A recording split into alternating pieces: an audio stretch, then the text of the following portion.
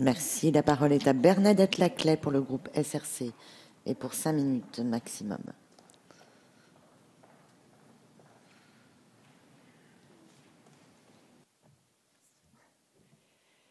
Madame la Présidente, Madame la Ministre, Monsieur le rapporteur, chers collègues, nous voici réunis ce matin pour la dernière étape de la procédure législative de ce texte, habilitant le gouvernement à adopter des mesures législatives pour la mise en accessibilité des établissements recevant du public et les transports publics.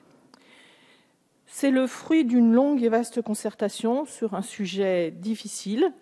J'ai entendu ce matin qu'il y aurait eu précipitation. Pour ma part, je me réjouis du fait que la discussion ait été courte dans nos assemblées, mais qu'en revanche, elle ait été précédée d'une large discussion avec les associations de personnes en situation de handicap. Je me réjouis également que la CMP soit parvenue à un accord qui a fait l'objet d'aucun vote contre. Je crois qu'il était aussi important de le souligner. Il faut sortir de l'impasse. Nous avons tous fait le constat d'échec de la loi de 2005 et nous nous trouvons, surtout vous, Madame la Ministre, devant une injonction contradictoire.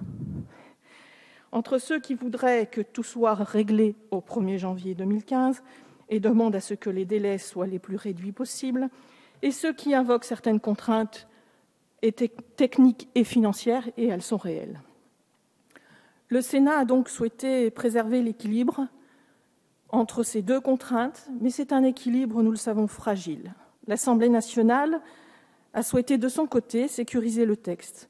Grand merci à notre rapporteur pour sa détermination et sa ténacité.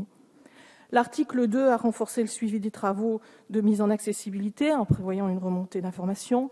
L'article 1er a rendu les ADAP obligatoires avec une clause de revoyure et un dépôt au plus tard 12 mois après la publication des ordonnances.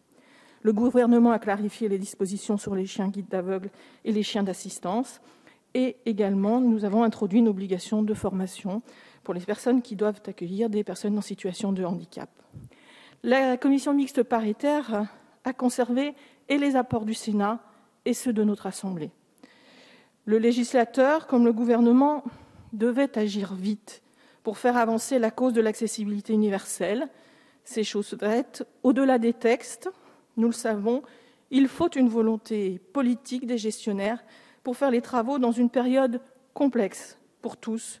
Mais souvent, j'ai pu constater qu'il y avait des projets pour lesquels les collectivités avaient des moyens. Pourquoi n'en aurait-elle pas plus aujourd'hui qu'hier ? C'est vrai qu'il y a des réductions qui sont faites sur les dotations. Il y aura forcément des priorisations à faire.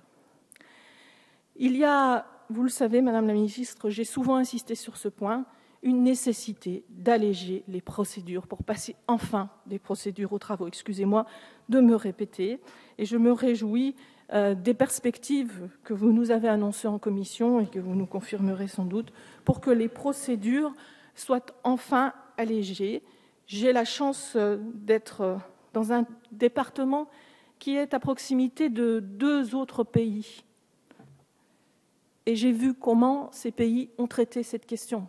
Nous pouvons certainement nous en inspirer. Nous avons compris, Madame la Ministre, et nous saluons votre détermination. Vous nous avez dit vouloir venir sur le terrain. Nous sommes tout disposés à vous accueillir pour vous montrer des cas concrets de difficultés, mais aussi d'avancées reproductibles.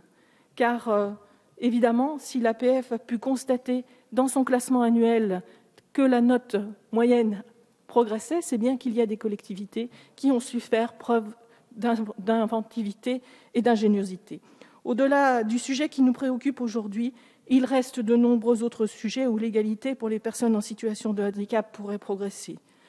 Ne sous-estimons ni les apports, ni les difficultés, ni les lacunes de la loi de 2005. Faisons de ces questions une question consensuelle, un objectif national. Les personnes en situation de handicap attendent cela depuis longtemps, trop longtemps. À nous de nous donner collectivement les moyens de progresser. Ce texte est une étape parmi beaucoup d'autres. Encore fallait-il la franchir. C'est chose faite. Nous comptons sur vous, Madame la Ministre.